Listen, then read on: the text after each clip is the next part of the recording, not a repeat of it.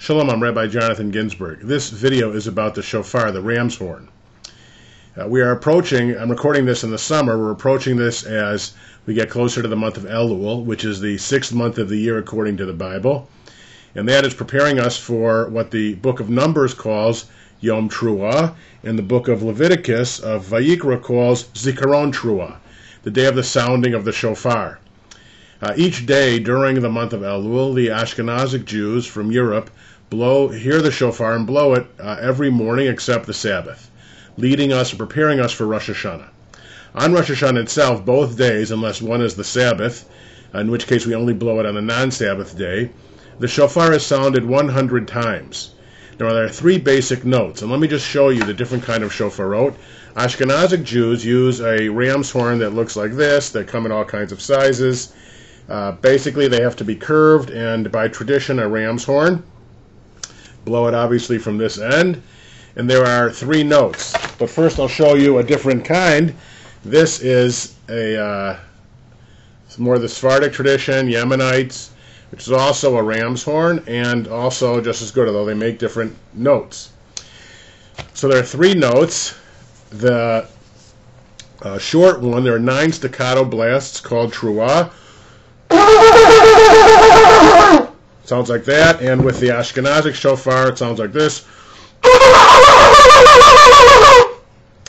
The middle note is called Shofar-Ram, 3 middle size.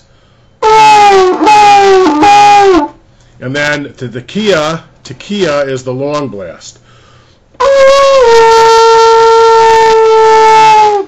And then at the very end of the whole series, there's a really long one where they blow basically as long as they can. So Shofar-Ram, the middle one would be like this on the Ashkenazic shofar.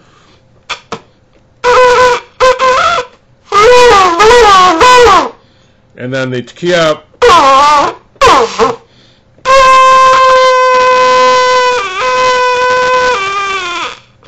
I'm not a professional shofar blower, but you get the idea.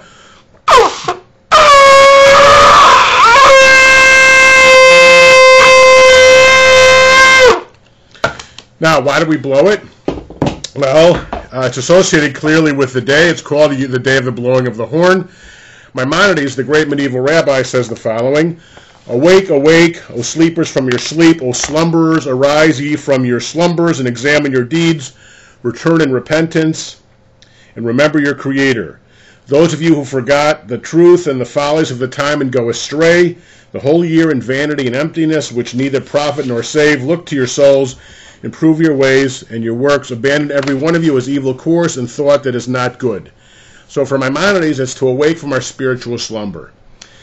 A great rabbi who preceded him, named Saadia Gaon, one of the great leaders of Babylonian Jewry, had 10 reasons for the shofar. First, he said it's analogous to the trumpet blast announcing the coronation of the king. On the high holidays, we call it the King of Kings. It also, it's sounded on the first days of the 10 days of repentance, between Rosh Hashanah and Yom Kippur, to stir our conscience. That's basically what Maimonides said. 3, the shofar is reminiscent of God's revelation at Sinai. In Exodus 20 and 19, it says that the shofar sound grew louder and louder during the giving of the 10 Commandments. 4, he said it's reminiscent of the exhortations of the prophets to stir us. 5, it's reminiscent of the destruction of the temple and calls upon us to renew ourselves in freedom and fellowship with God. 6, it's reminiscent of course, the ram caught in the horn in the thicket of the Torah reading for Genesis 22 in place of Isaac, and so to remind us of the heroic faith of our ancestors and to stir us to heroic faith. 7, to feel humbled before God's majesty and might.